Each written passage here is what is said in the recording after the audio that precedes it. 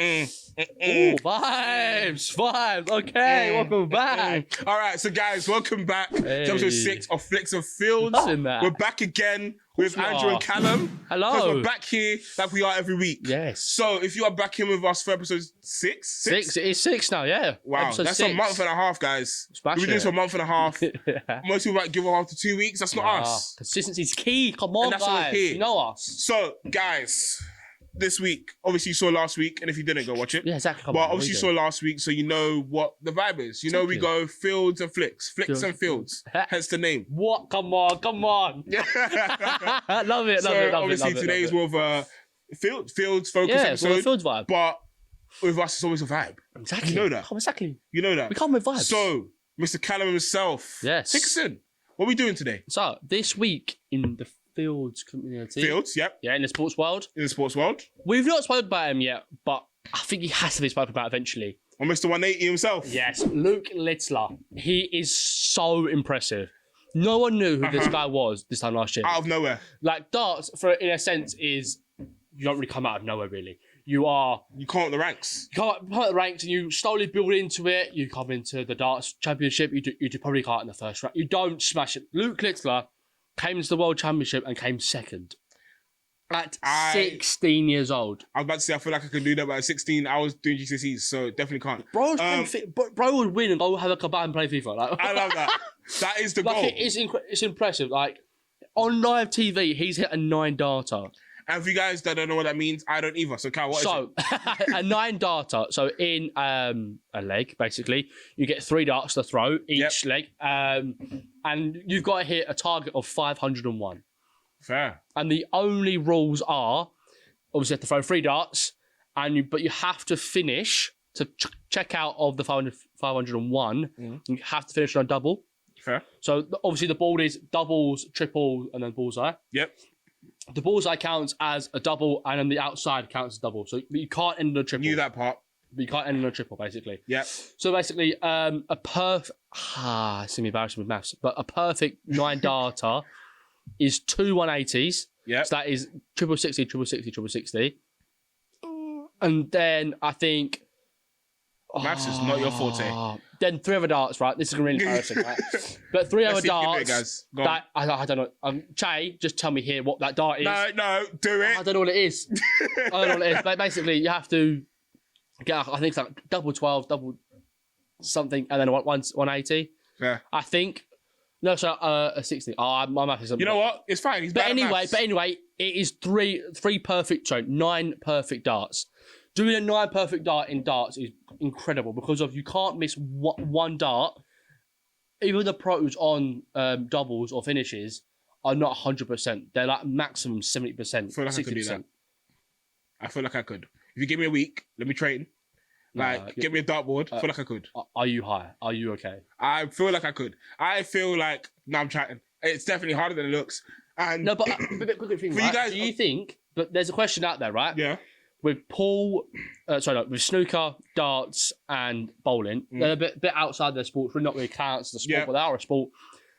Do you think it's easiest to do a 1-4-7 in snooker? Yeah, fair. Which basically means you potted straight away from the break. You potted everything in the best way possible. So I know about that one. Black, red, and then go through all the colours, right? Yeah, I know that. 1-4-7 is the best you can do. Yep. In bowling, 10 strikes in a row or a 9-darter. What's the easiest or what's hardest? Easiest to hardest. Easiest? It's tough. It's tough because they're all in their own right very hard. You know what? I would say based on me specifically, I would say the snooker is the easiest for me. There's so many Yeah, I know. The thing is, though, is that the 9-darter and the 10 strikes is only 9 and 10 perfect things, right? In a sense, right?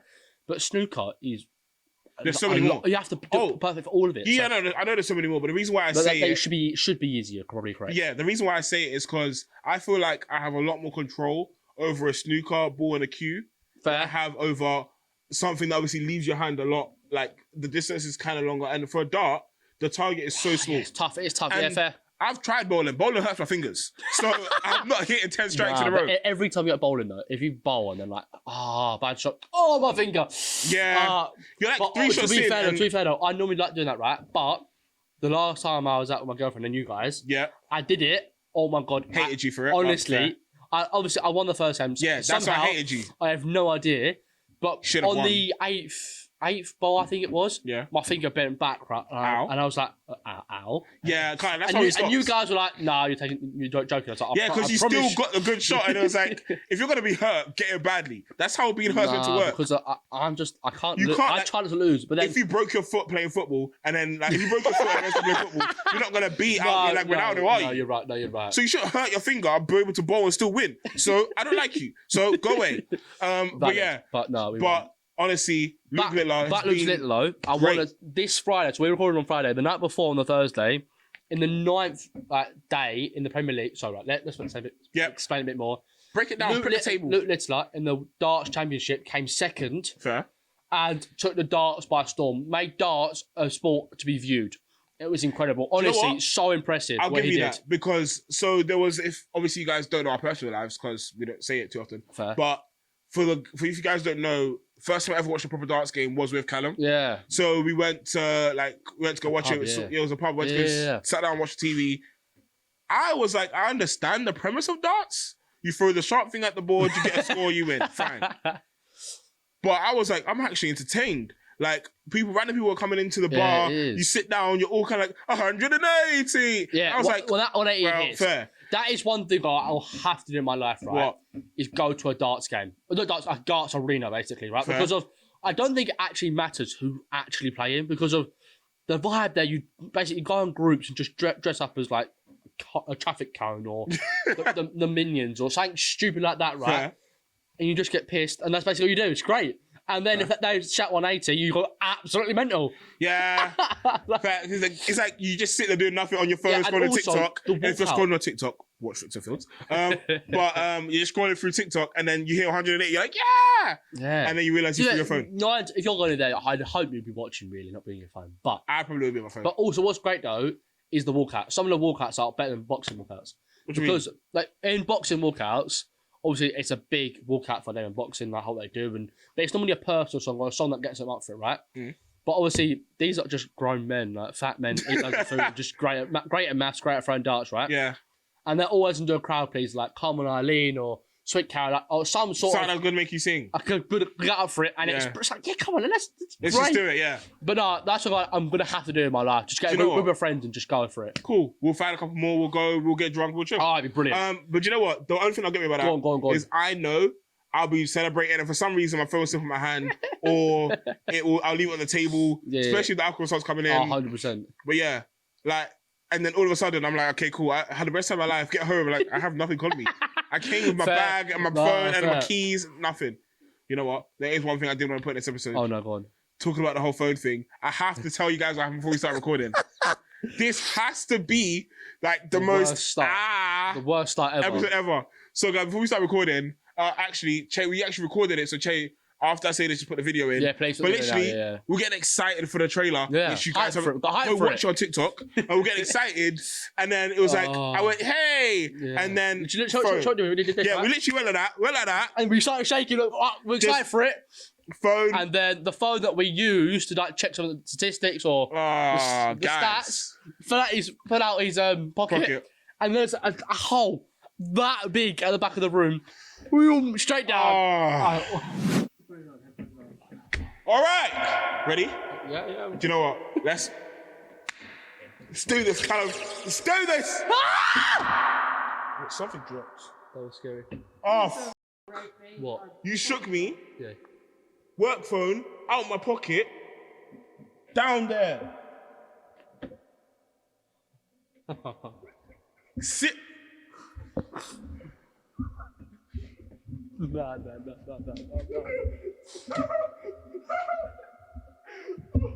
He couldn't believe it. And you know what, guys? Since I know now, you're like, oh my God, I can't believe that happened to you. That's so sad. We lost the phone. I feel like you guys should subscribe. Yeah. I feel like out of pity, subscribe. Yeah.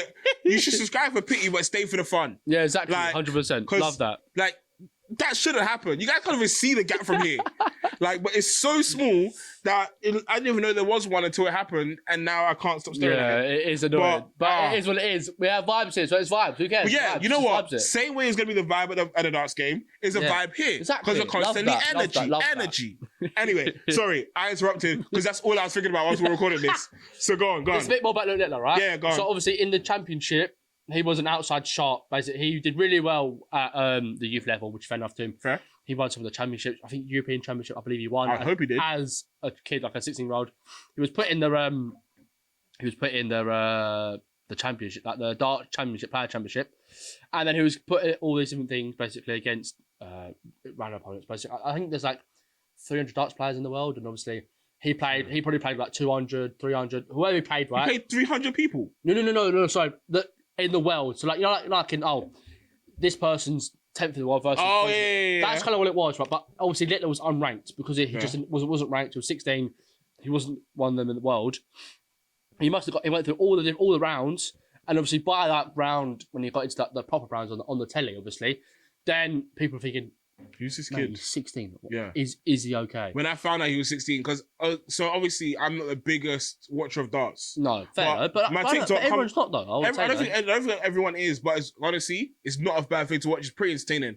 100%. But yeah, so when I saw the first clips, before you even told me about him, I see the clips of him, and I was like, and then I found out he's 16, and I was like, first of all, he's a grown man he's playing against. And also, look at him. He doesn't look 16. He doesn't look 16 at all. Bro looks 30. He looks like he has 2 kids and a mortgage. Yeah, exactly. 100%. Like, literally, but he's 16.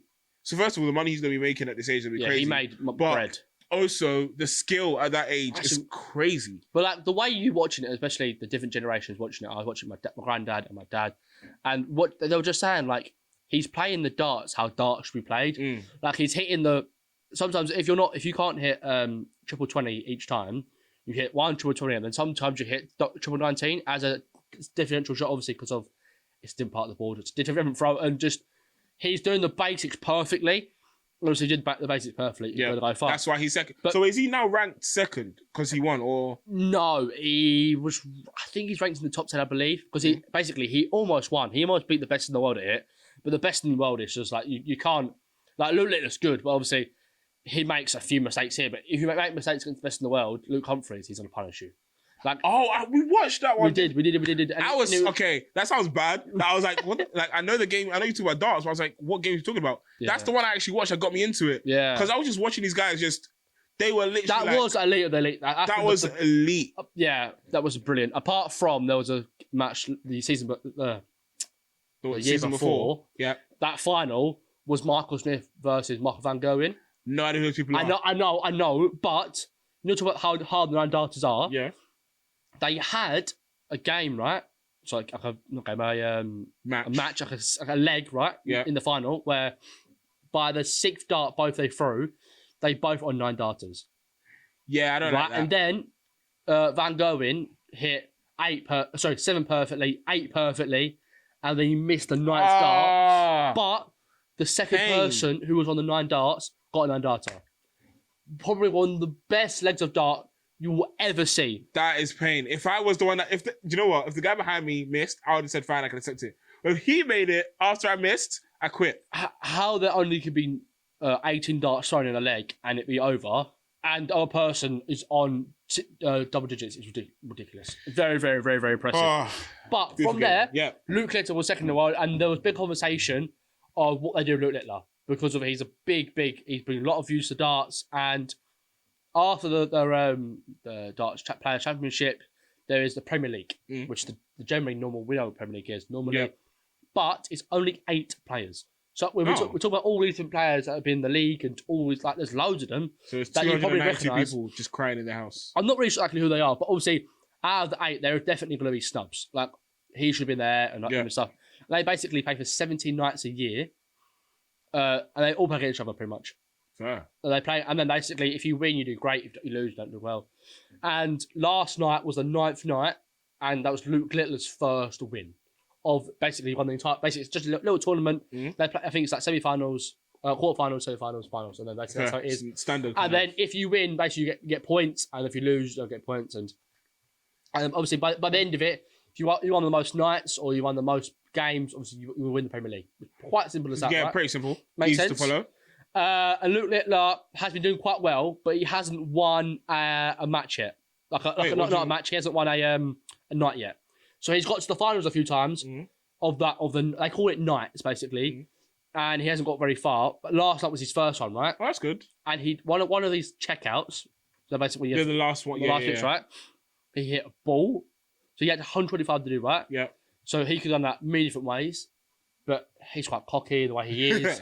He hits a 50, a bullseye. Yeah. Then hits the outer rim. You know that the ball and then the green bit. Yeah, the green bit. So he hits that, and then he hits 25.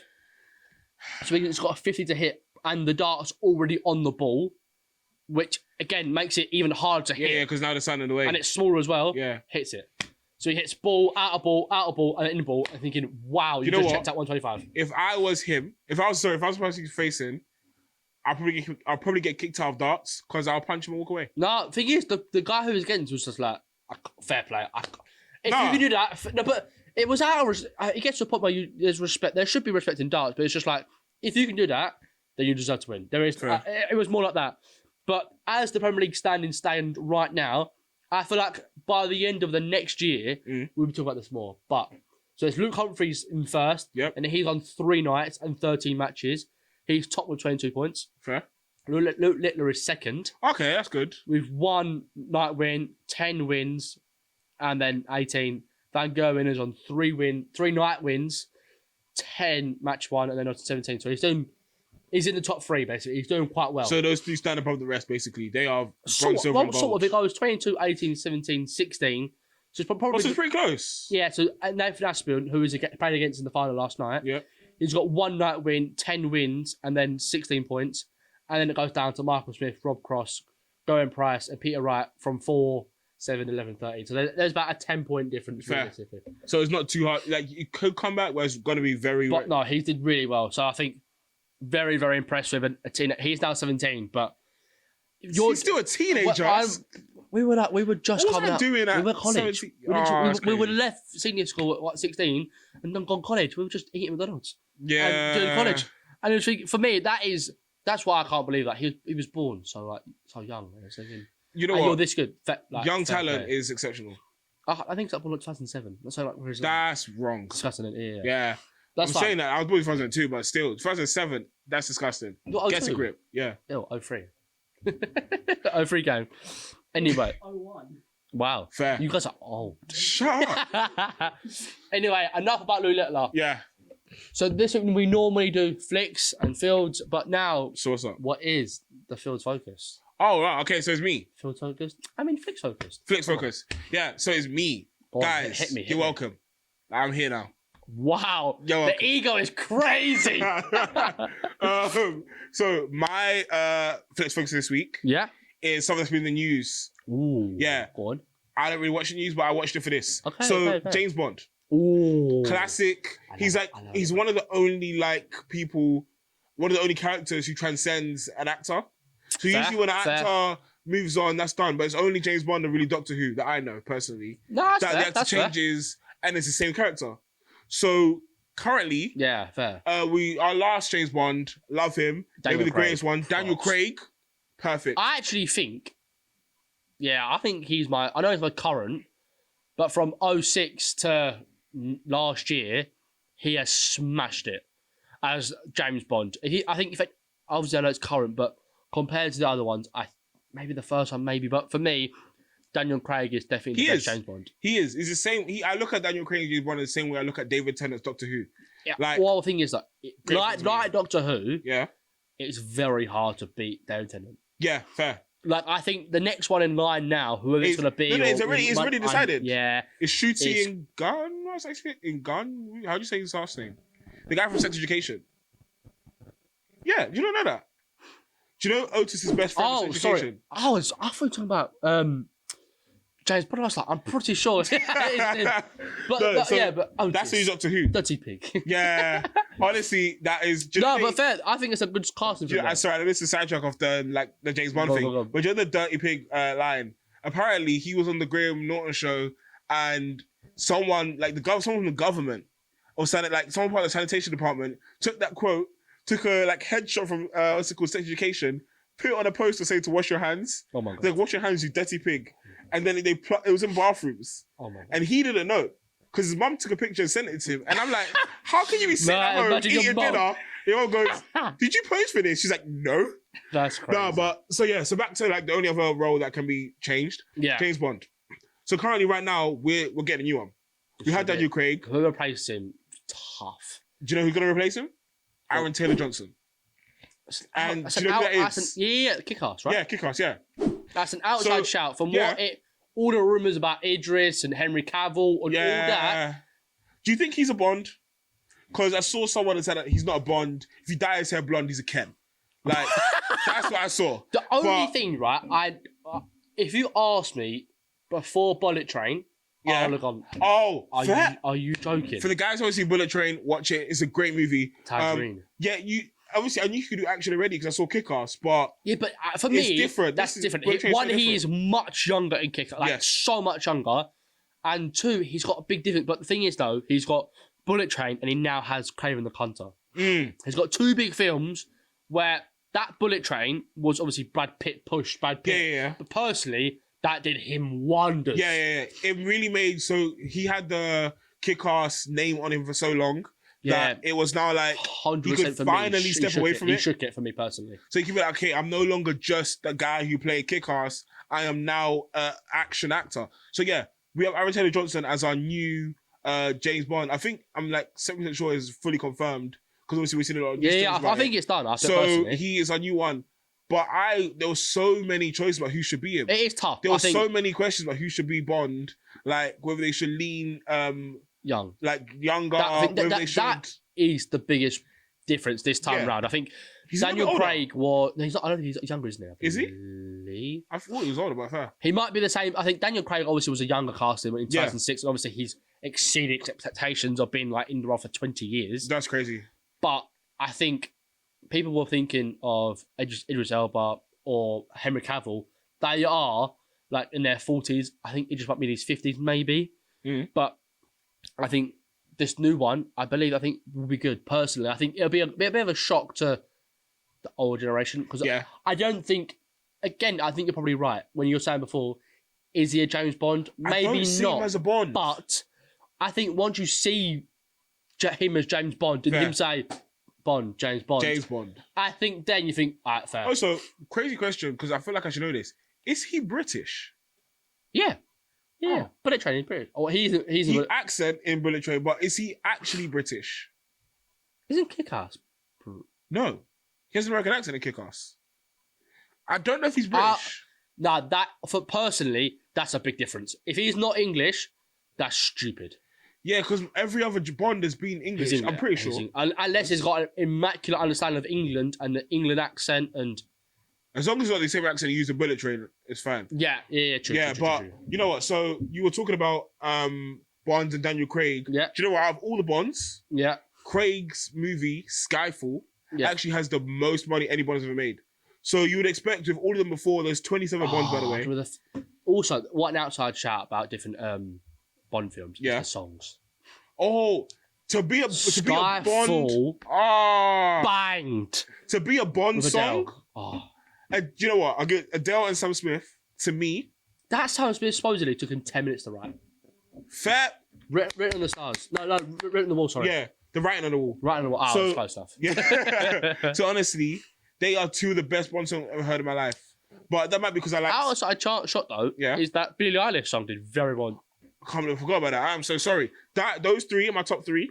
Also, because Adele's Adele. You're not going to beat Adele. Like, Sam Smith... Like, is the reason I started singing in the first place. Because it was the, what's it called? The notes he was able to hit. Yeah. I was like, okay, cool. I have to learn to sing. That's incredible.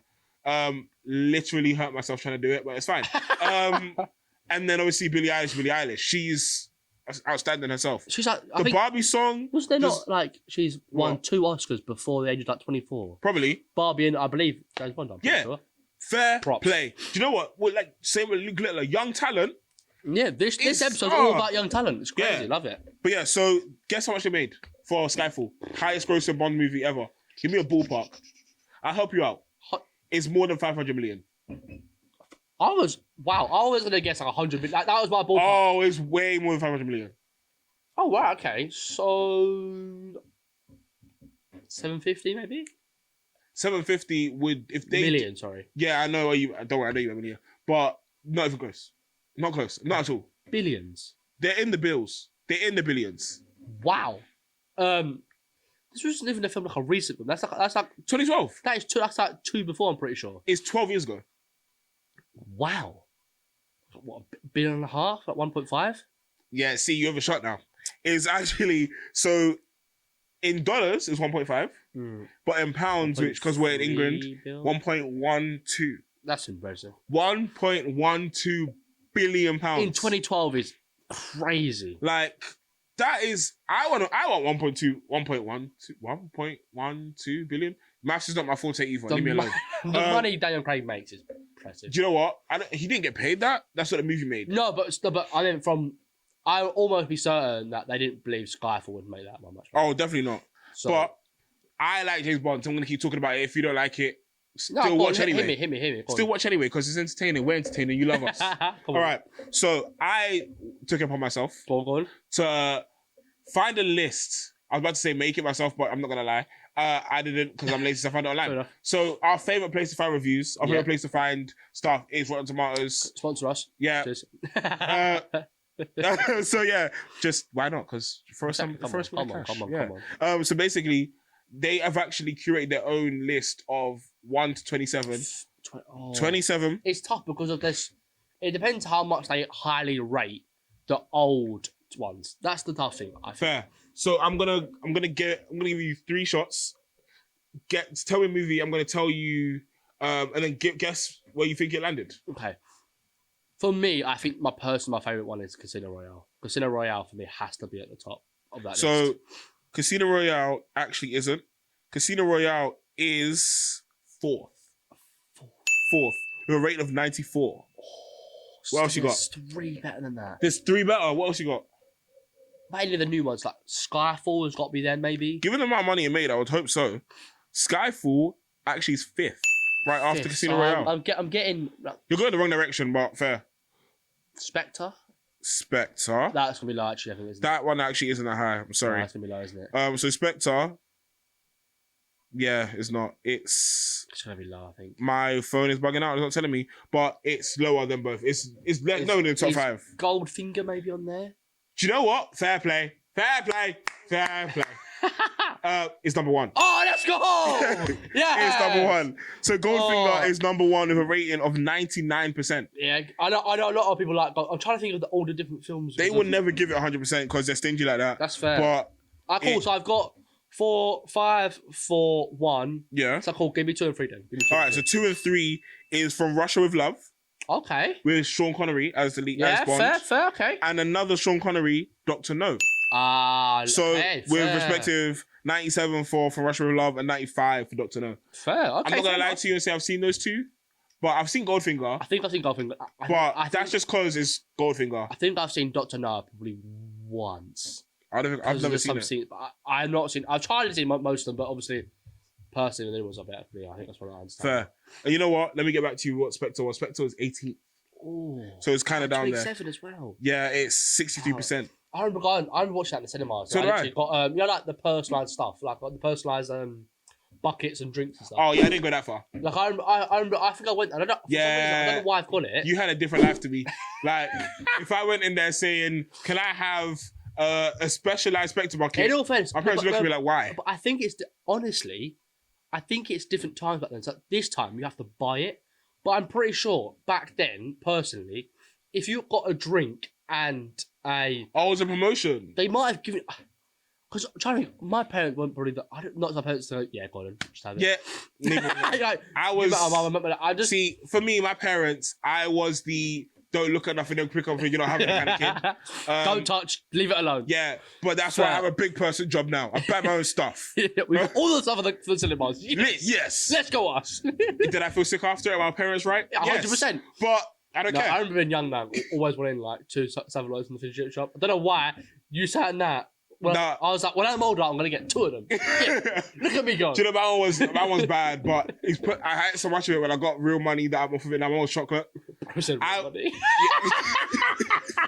No, but I so get you though. Yeah, it's real I so money, understand. Because it's like, it's Like, not... it's my money. I can waste it on whatever I want to spend it on. And it's an absolute mistake to waste on it. But when I got like, my first job, which was retail, I worked at Screwfix, so my first job. Fair. You guys sponsor us too if you want. But so I was like, what am I gonna buy? What am I gonna buy? I bought chocolate, an abundance of it, and now I don't even like chocolate anymore. Like I'll eat it if I have to, but can't do it. Easter. I'm gonna tell you a story off the pod, but I don't eat chocolate anymore. I can't tell. I'm sorry, I can't tell you guys. No. If you get us to 1,000 likes and like 50 subscribers, I'll tell you. But damn, you asked for big numbers as well. Listen, that story haunts me. Not if my little brother knows. Nah, for me personally, I love Easter because of like, I just think it's just like so cool. And it's like wow. Like for me, younger, all the traditions for me are on the Easter egg hunts. Like, that's for me personally. I've never done Easter egg hunt. Have you not? See, when I was younger, I'm lucky enough. My parents, I'd always go to nan and granddad's, or I would always sit there. And as I've grown up with getting a brother, a cousin, another cousin, we've done it always as a family.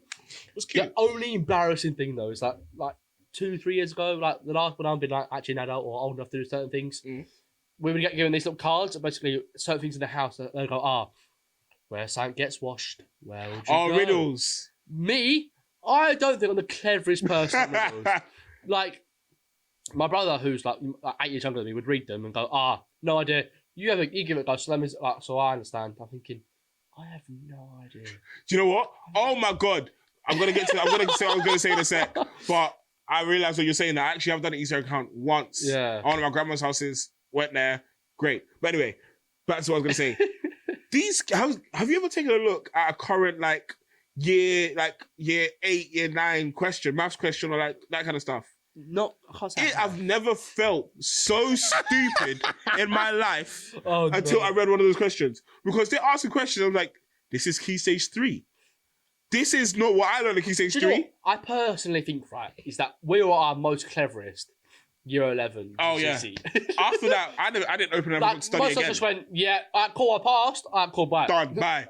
Don't need anymore. Listen, I've got basic maths, basic English, and I'm living. out my hands. 100%. Like, because technically, if they ask, do you have GCSEs? Yes. They don't ask what you got. They ask if you have them. And I Did have you pass? them. That's all that matters. Yeah, I have them. So go away.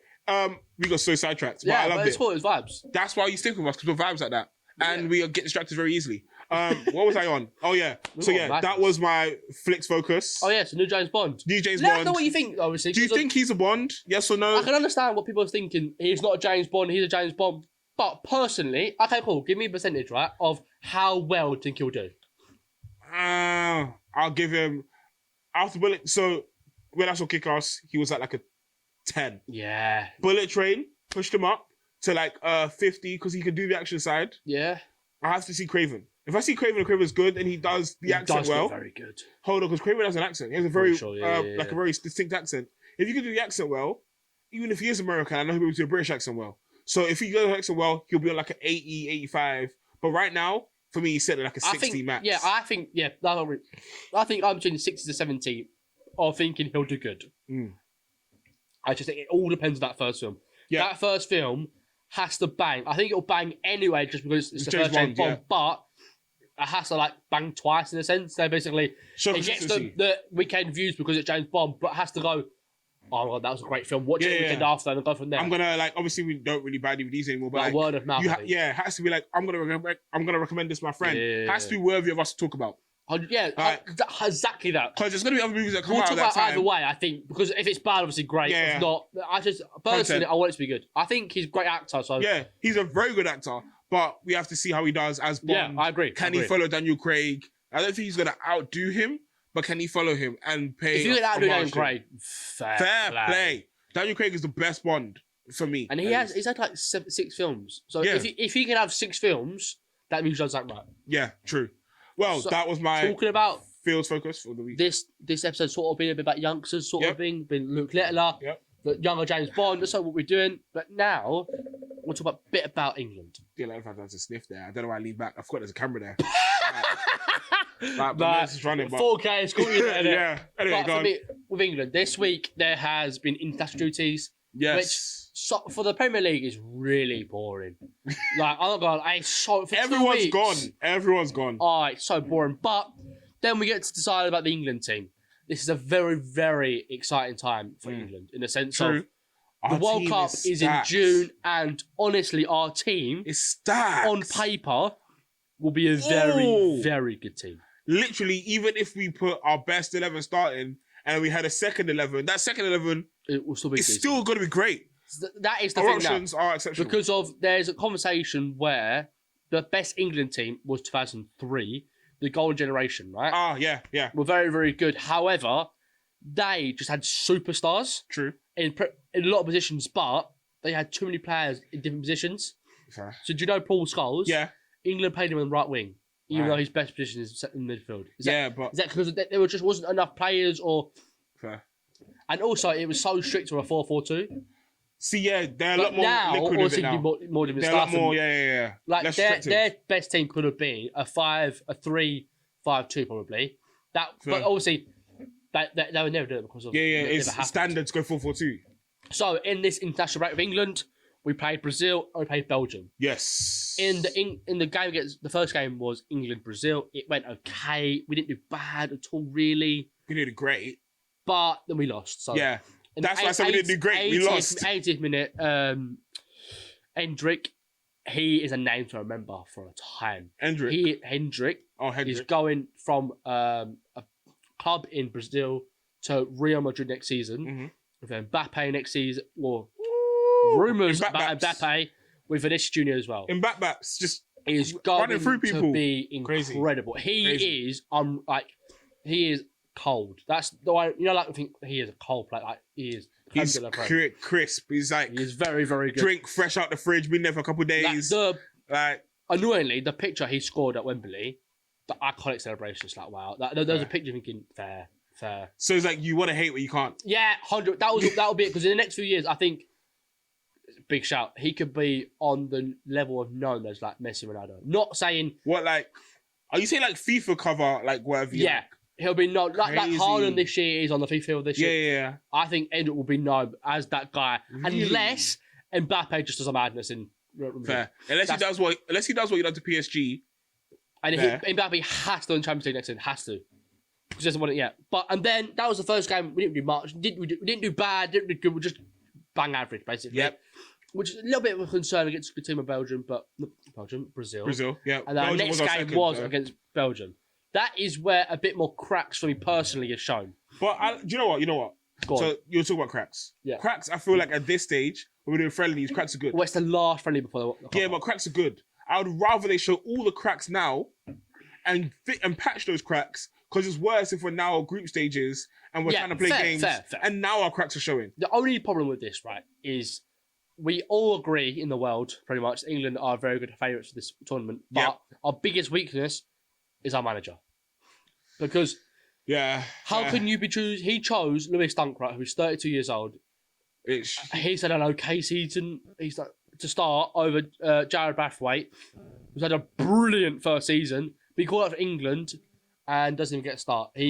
John Stones gets injured in that second game and he brings on Joe Gomez. Doesn't even give this other kid a shot. Like, it's supposed to be a friendly where you try different players out and he refuses to do it at all. To see who works best in what positions. Exactly. And it just hasn't. And it's who just melds best with the team. It's really annoying. So obviously we're talking about it from here and we're not over there with the team and see how they're doing in training and everything. But still, when you're looking at these players and you're watching these games, like, you have a sense of duty to be like, okay, what's going on? Yeah, exactly. Like, you have a sense of, okay, I've seen this person play. I know how old they are. I know how good they are. But I've also seen this other person play who outclasses them. Yeah, it's ridiculous. But he's not going to play. England has to be about the current season and how good you're playing. If you're the best in your position and you're English, you have to be starting that position for England. Because that is what I think the last time, about a year ago, Harry Maguire and Jordan Henderson was being called up to England, right? Only because they had been good recently for England, or they had a good season last season. Maguire wasn't getting minutes, and also Callum Phillips sat on the bench for Man City and did nothing. Harry Maguire sat on the bench for Man United, played one game, did nothing, and Jordan Henderson barely played for Liverpool. Fair. And he was calling them up and thinking, come on. But only now was the first call up, right? Where he only called up Jordan Henderson. Harry Maguire was there, but thank God he actually has been playing. Yeah. But Henderson, thank God, got called up, but didn't play a single minute because of my man Manio. He was in the under-21s and Mr. Manio himself. Sorry, I'm not being silent for 1 sec. But say when you guys are listening and enjoying, I'm listening and enjoying. He's breaking it down. My brain is loving it. But that name pierced through it all. Yeah. I sat there and I was like, you know what? Now, we know. It woke me up. It got me excited. Yeah, we know how good he is. He is what we needed. Yeah. He's what England needed. Honestly, I agree massively with that statement because but the best thing is that Southgate saw him in that game last week. Yeah, Man United versus Liverpool 4-3, and we were buzzing. Yeah. And he's played so well. That's what we need. And basically, Southgate went, call up, and he called him up to the senior team. But you know what? Talking about, so we spoke about Manio, we spoke about Littler, we spoke about Billy. She's young. Billie Eilish, she's young. Now, I have a question for you. What do you think trumps more, talent or experience? Because obviously, having talent is great, but if you don't know how to really use that talent and you don't know how to, that talent gets wasted. Because a lot of people have talent in so many different areas. I'm not going to answer questions, but I am in the same sense. Okay. Yeah, if you have talent, great. If you've got experience, it's great. The only thing that matters in that is work ethic. Yeah, but isn't that really, you have the experience to know that work ethic's what I need? If you're saying experience is worth it, I disagree with that. I think work ethic is very different. You could be doing the same job and gain experience and just working the same hours and just doing what you have to do, the bare minimum, and get experience that way. And also you can be just naturally talented. Mm. The only way you become to the upper echelon of that player is work ethic. Personally, for me. So I think if Kobe Manio doesn't be able to be humble with all the press he's getting, be able to just think, keep going, every training session, work harder, do this, do that, all that work ethic he has to have, he doesn't get to England. Do you know what? I feel like being in... So I know he doesn't get it. Obviously, he's in the our Euro team right now. Yes. So I genuinely think him being in our Euro team is the greatest thing that could ever happen to him. Not because of the fact he was called up, but because of that reason what you're saying, work ethic. Yeah. Because if he's seeing these people who are the definition of lions for our team, putting that work, full well their name is secured anyway. Yeah. He'll be like, okay, I can't, because I'm just in the highlight right now. At least that's how I look at it. Hopefully he's in the same way. Honest, but the thing is, Ten Hag, his manager for Man United, has said he has kept humble, he's got the head straight, he seems to be doing the right things at the right time. So that's good. Let's hope that he does that, keep the head straight. With it, But with that back with England, let's go on and let's see what our starting lineup is. Okay. I've got a list of what I personally think. I may be wrong, or you believe with me, but a list of 41 players that I believe could go on the plane to England. All right, so let's start from the back and work up. And who do we think is going to be? So, realistically, list them out and then we'll just say. Probably 4 keepers. Yep. That gonna go. So we have two options. Do we want to do a starting 11 or do we want to go who goes on the plane? What do we think? Ooh, it's 23. So it's. I like the plane. Because I just want to go on holiday, but I like the plane. So 3 of these keepers have to go. Yep. 9 times out of 10, only because of that's what normally happens. You don't normally have 2 keepers. Yeah. I can't remember why, but. So now is Pickford, Jordan Pickford. Then you've got Nick Pope, Aaron Ramsdale, and Sam Johnson. I think right now Nick Pope is injured. I think. Oh, so that makes it simple. So I think yes, it makes it quite simple. Who do you think's going to start though? I know we only said get on the plane, but who's going to start? Because I would have said I'm blank when the name just left my head. Not Pickford. Ramsdale. So the tough thing is is probably the best player on there. It's probably Aaron Ramsdale. But, that's right. I would have thought you started. He isn't getting regular team football. David Raya at Arsenal is getting more minutes than he is. So it's kind of... But, do you know what? It's tough. To Southgate, that doesn't matter, apparently, because he just puts anyone on. I think... But also, Jordan Pickford has had that experience in England games, in penalty shootouts, where you're probably going to back Pickford. I personally think, right? Mm. This is where it gets tough, personally, right? Because you've got about 18 defenders that all probably have a bit of a thing about them to go, right? Yep. So I think go the easy ones. I think Carl Walker has to go. That pace, you can't. You're not. He was always going to go. Yeah. I think if he's fit, Luke Shaw has to go. Oh, I love a good Luke Shaw. Yeah. And then I think your centre halves probably have to be John Stones. Fair. I think Harry Maguire, for experience and the way he plays, has to go. Don't love it, but fair. I think the person I just spoke about, Jared Brathwaite, very, very good personally. Yeah. And then from there, it gets a bit on the edge. I think Alexander Arnold does go as well. Fair. Then it's a bit on the fence where, because of it's probably from that tier a bit below now is who you go with. Now you've got Levi Colwill for Chelsea, he's all right. You've got Konsa, who was in the most recent one. You've got Guay for Palace. You've got Tomori, who plays at AC Milan. He won the title AC Milan last season, and he didn't really get in the team. Yeah, but again, very, very good. Then you've got Lewis Dunk, who got taken this time, wasn't great.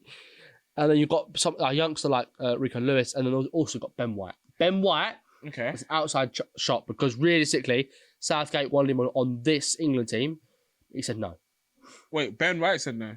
Because there's been some sort of altercation, we believe, in the last World Cup where supposedly the assistant of England basically grilled Ben White, basically. Oh. He didn't like it, and he went home for personal reasons from that camp. Oh. So, and he basically doesn't want to be in the England team anymore. So it's kind of it's a big difference. So a lot of pundits now saying that's outrageous. Why you're getting chosen in England and you're not going. Because you know what? Let's talk about that for a sec. I don't think so. Obviously, being chosen for England, great honor. You're playing for your country. Like, you are representing your country. You are classed as the best of the best. Yeah. But I also have to think about think about your career, and also think about yourself as a person.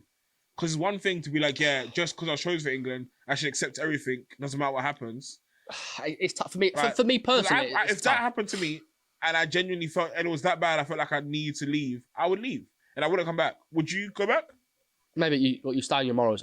For me, I think it's tough. Especially again, vote for England, like Peter, and you say no, it's tough. But again, I think let's start level quickly. Yep. So Pickford in goal. Yep. We agree, Carl Walker right back or Arnold. Walker. Walker. I think we agree if he's fit. Luke Shaw. Yeah. And then I centre half. Yeah, Maguire. Probably Maguire and Stones. Yeah. Probably. And then I think I would love it to be Tomori or Brathwaite, but I don't think he's going to be chosen. But actually, no, this is our list, isn't it? Yeah. So we got that one. Yeah. We can do Brathwaite. Personally, he's been brilliant this season. I think he could get a move this season to Man United. Oh, really?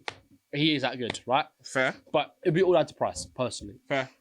Just be cheap. Shaw, Brathwaite, Stones, Maguire, Walker.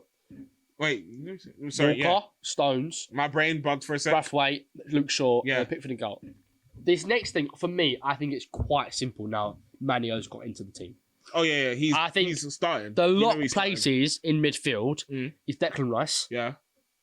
In the six, in the holding. And attacking is Jude Bellingham. Yeah. That one is, I can't lie. They are the first option. Nobody who could disagree with that. Yeah, I agree, right? And then there's always this thing of that who goes in that 8, who goes next to them 2, because they've got to attack and they've got to defend. They've got to do a bit of both, right? Yeah. Everyone thought it might be Calvin Phillips 4 years ago, but now no one's really sure. You've got Conor Gallagher probably is probably the best fit in that, really. Mm-hmm. But because then you've got the range of players like James Ward-Prowse, probably a bit more attacking. Yeah. But then you've got Gibbs White, Cole Palmer, James Maddison, and Egbury. But they're all attacking players, so it's very, very tough. So obviously we said we need someone who can do both. Yeah. He can both drop back and push up. Yeah. Fine. I think it would depend so highly, on Southgate, as much as we complain about him, he will obviously see who does the best. Yeah. Because if Bellingham and Rice do the job well enough and they can push back and hold the line and everything, they can have that attacking player to kind of not need to do as much. But it's going to depend so highly on how Bellingham and Rice play. Oh. You good? My mouth. That's disgusting. I agree, but the thing is, though, for you guys who listen to audio, he had hair in his mouth. That's what I said. Before Bellingham last season played for Dortmund, and he was in that role. So England fans were looking for that attacking player. But this season, Bellingham went to Madrid, had scored 20 goals in the attacking position. So you're thinking, why wouldn't you play him there? That's why it's a bit tough now, because everyone thought it would be Declan Rice next to Bellingham, and then in front of them would be an attacking player like Cole Palmer or Maddison. That's the thing. Do you know what? So with this whole episode, we've been talking about young talent and about how they are basically transforming the world as a whole from all aspects. Agree. Bellingham. Oh, God damn. First of all, he ruined England for like a solid couple months because I remember when I was like, so when he was young, I think he was like 19 or something like that. When I was like 19, Yeah. every single girl, like every girl I spoke to was like, "Oh, Bellingham's making millions at this age. What are you doing?" And I was like, "What do you mean? What am I doing? I'm 19." What are you doing? And love that. And obviously with age comes experience, but I think he's still so young that he has that kind of youthful vibe to him. Like, but he's my age. He's literally my age. Crazy. For me, it's crazy. But the level of experience he has is crazy as well. But the level of skill... Yeah, the biggest thing for him, what happened to him insane. that no one understands, is that he played a full season in the Championship at 16. That's insane. Like, one of the most physical leagues in the world is the Championship because it's just like... Everyone's... You've got the best teams trying to get into the Premier League. Yeah. And then everyone's the worst fighting. teams are almost in the League One. And there's a big between them two. Crazy. It's a big skill gap, right? So you're playing week in, week out, thinking, oh my God, Jesus, there's a big difference there. Do you know what? But that is why, for me personally, he played 30 games in the Championship, then he went to Dortmund, and then he's gone to Madrid. Fair play. Just, I beg, please come to the Prem next time. Please. Because he came to Carroll's. For me, go on. For me, dribbling in the Championship is incredible how you can do that, right? I just beg, come to the Prem, please. Do you know what? If you want to come Prem, come United, though. No, basically, before he went to Dortmund, he came to Carrington, Man United training ground. We got Eric Cantona, Ole Gunnar Solskjaer, and Alex Ferguson to walk him around it, and he still went there. Fair play, because of obviously the way he knew himself, and he knew he'd get the best development guy at Dortmund. Fair. And on you know your what? shoulders. Right choice. You know his dad? Yeah. His dad's Mark Bellingham. He sports Southend. That's pretty cool. Imagine he comes Southend for the vibes. He just decides to just play a game or two.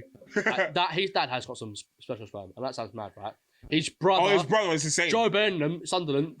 Incredible. It's insane. So his next move will be incredible. But I think he has to start, personally, in that 10. We always knew he was going to. And I think that is why big man like Kobe Mania now, that's his spot now. You fair? He's probably the best 8 out of nowhere we've ever got. That's a bit far, I can't lie. But I was going to see if we're going to let it go. But to be fair, the thing is, he is an 8 that both Man United and England need. He's a great, because he can attack very well. Obviously, he's definitely more defensive than he's attacking, but he's got a crucial goal against Wolves. You know that goal he scored? Brilliant goal. Beautiful. And I think he's very, very technical, so he's got a lot of ability to where he can drop the shoulder and attack a team and then pass the ball, so I'm probably a bit better than him to go forward. Do you know what? That's actually respect him very highly for that, because at that age, you know your biggest selling point is your like how good you are on camera. Stats, it's your stats. Yeah. It's how noticeable you are, how the position you're playing. Yeah, great. But he still didn't get in his head. He still didn't get in his head and was like, I have to score every goal. I can't let anyone take the ball. He was like, I'll lay it off. Yeah. I'll lay it out. I'll let someone else get it. But he finishes it when he needs to. Like he that started is a skill in itself. 100%. Like for that England game against Belgium, he won the ball. He battled the ball. And he knocked the ball and he ran to go away from each other. That second ball was put through Tony. Was penalty. So like he's not getting at the assist numbers or that. Yeah. But he's doing the great work before. Yeah, he's doing great. The teamwork is up there. The stats obviously aren't padded because he's not doing like. No, he's not. But he's doing great. Joe is also he's a great eye test to watch. Yeah. Like I know a lot of fans, right, wanted to just say, nah, he's rubbish. Why is he getting picked? You know, they wanted to hate on him, right? Mm. But I know a lot of I'm in a few groups just on like FPL groups because of the fantasy football that are just in general groups. There's Liverpool fans, West Ham fans, those fans that are just generic. And they've gone, do you know what? Fair. Yeah. Fair. He might be 18, but I don't care. That is his spot. Yeah. Like our midfield is Rice. He's deserved it. Yeah. And he's proven he deserves it. The midfield is Rice, Manio, and Bellingham. And if it's not that, it's a joke. Yeah. If it's not that, Southgate run. Southgate get fired, right, please. Exactly. Right. Get back to that in a minute, right? You're going to hate me for it, but we'll go back to the right. I know you'll be scared, but just wait, right? Up front, for the England, I think it puts itself. Harry Kane up front. Yeah, that fair. On the right, Saka. Fair. Arsenal, but it's still right. And on the left, Foden. You know what? I can't hate on it. On paper, that team is a joke. Yeah. On paper. And on the bench, right? You have our bench is so stacked as well. You have Rashford, Bowen, Grealish, Tony. Yes. And then you've got Watkins as well. Yes. Just quickly, right? Yeah. They're Watkins and Ivan Tonans, right? Yeah. Ivan Toney and Watkins have been taken to Euros. There's a lot of conversation that obviously if Kane starts, is there point being both of them? Yes. And worst case, Kane gets injured. For this reason, right? Let's say it's a no, right? So, give you the option of Ivan Toney and Ollie Watkins. They were both taken on this one, right? Yeah. But let's say for every reason you're only taking one to the Euros because you've got Harry Kane, and you might want more players, like more defenders or more midfielders. Only taking 2 strikers. I know it's a bit weird, but let's for this reason say, right? Fair. Would you rather technically the better player in the sense of Ollie Watkins has got more goals and more assists this season than Ivan Toney? Obviously, Ivan Toney hasn't played all season because of he got done with the betting. He betted and got done for like 8 months. So, but Ivan Toney's penalties record is immaculate. If we're in it, if it's like at 90 minutes or it's on 100, we're in like extra time, and you could bring him on to score a penalty, I would back him with my life to score a penalty, right? Fair. So would you rather take the better player, technically, the better goals and assists, or get a guaranteed goal scorer in the penalty shootout? That is the debate right now. What do you think? With the team we have, we're right behind them. We got Bellingham, we got Rice, we got Manio, then we got Kane, then we got Foden, and we got Saka. That 6 as a whole locks up the entire half of the field. Does it though? In my opinion, yes. The thing is, so obviously stuff can happen. But I would honestly... if you asked me back in 2020, was it the last shootout? Oh. We had Jadon Sancho, Marcus Rashford, and Saka. Bukayo Saka. I'd be like, they may miss, but they're not all 3 were going to miss. Yeah. Not a chance. They all missed. No, I was very... Yeah, but hold on. Are you now going to tell me that you think... Because 9 times... Yeah, them 3 missed. Sad. It was. But... Saka has evolved. Rashford's not even on the pitch. He's not... Maybe. I don't think he's going to start. But what's it called? Saka would be better, yes. Saka I agree. I agree it's a difference. But personally, I think there will be a chance where Ivan Toney needs to score, and he scores. So, out of them 2, I think I take Ivan Toney. But I get... Fair.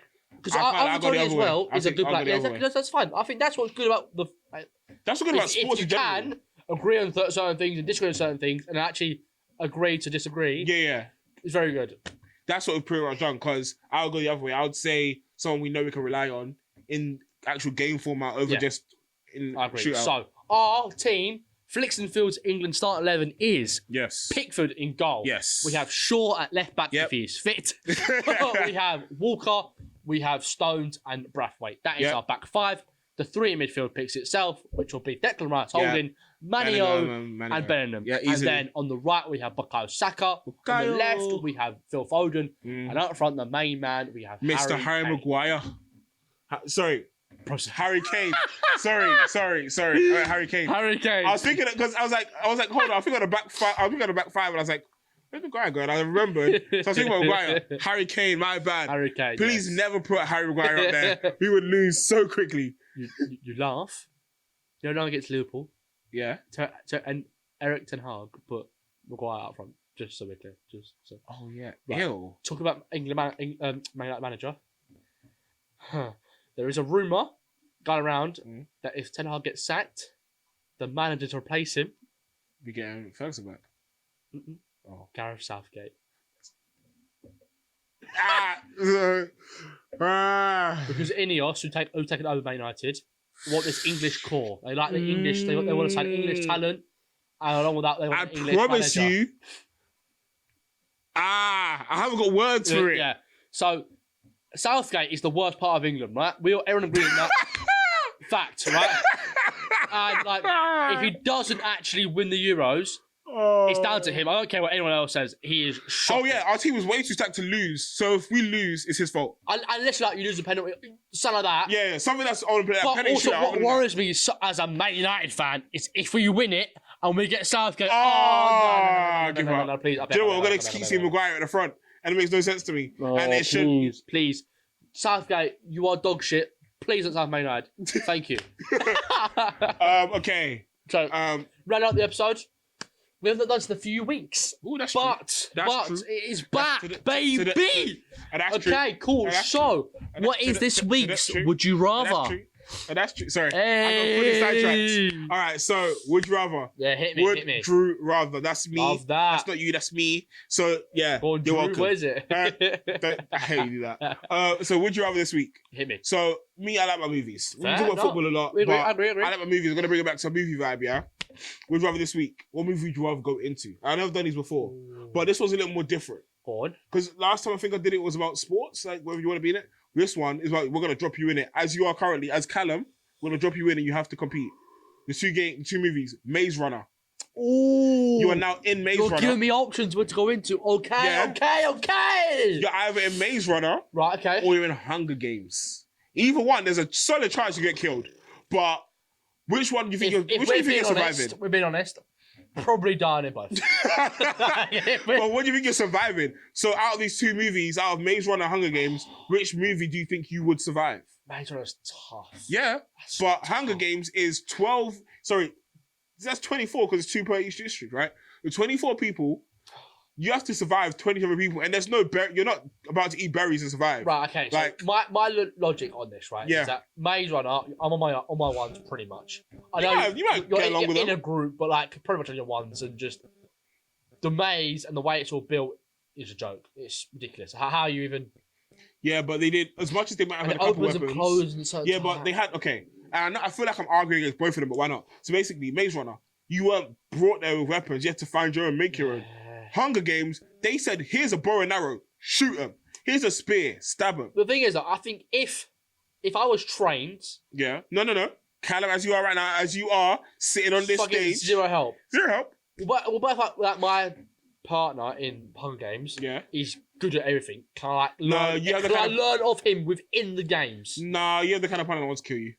Wants to kill me? Like, as in, like, they know the only way to survive is... There's no Peter. It's not you. It's not Peter and Candace vibes. It's like District 1. Like they're gonna have you there. They're using you. They're using you. Like there's no loyalty between you. Let's be real, right? If I've got to choose between the Hunger Games and the Maze Runner, I am dying in both. Yeah. As of right now, I'm sitting here pretty hungry, and I'll probably starve. So again, I probably wouldn't be great there. I'm climbing up a tree. I can climb a tree. Like, I think. Which one you survive? Which one you going into? Which one do you think? I can't be asked the Maze Runner. That's so long. Which one do you think you're getting out? I would rather die in Hunger Games, honestly. Because it's this was meant to be which one you think you're surviving, and you just said crushed by the wall. Nah, that's this long. one was which one do you think you're getting out of? And you went neither. I'm gonna die. So we're all dying in Hunger Games. And it's actually so peak though. In the Maze Runner, you get lifted up and you're in that. You could survive. You never know. Like let's say Hunger Games, or you just don't, or you just wait until someone does it for you and then what?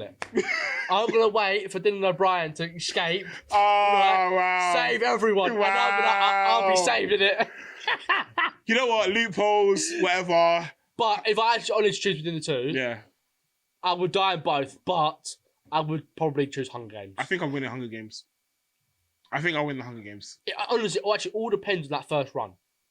Fair. If I can get stuff. If I can get stuff in that first run and make it out of that first run, I was going to say, so I was going to ask, do you run for the middle or do you do what Katniss did and run for the forest? Oh, it's so tough because otherwise you literally have nothing. You've got to back yourself to find something in the forest. And it's just... You can always stone someone, just chuck a stone at someone's head, hope for the best. But, bro, they're going to have so many weapons though. True. It's so tough because of one bad movement in that box, in that first middle box, and you're dead pretty much, like completely dead. True. I think I would like to say I'd run to the middle, but probably I'll run away. You know what? I'm running to the middle and I'm grabbing a spear. Whoever's next to me, at the head, and then grab something else and then run. I would love to have a bow though, just like. Can you fire a bow? Archery. Pretty decent actually, fair to you. I'm talking about you don't know what kind of pound bow they have. They could have like a 100-pound bow. You tell me you're pulling that back. 100%. You can pull with one hand the force worth 100 pounds. Yeah, I'll back it. I'm big, mate. Whatever. Anyway, guys. Thank you for watching FlicksnFields, baby. Thank you for watching the FlicksnFields. All right. This episode was an absolute nightmare to record. Please subscribe. Yes, do that. All right, guys. Thanks so much. Peace. Peace.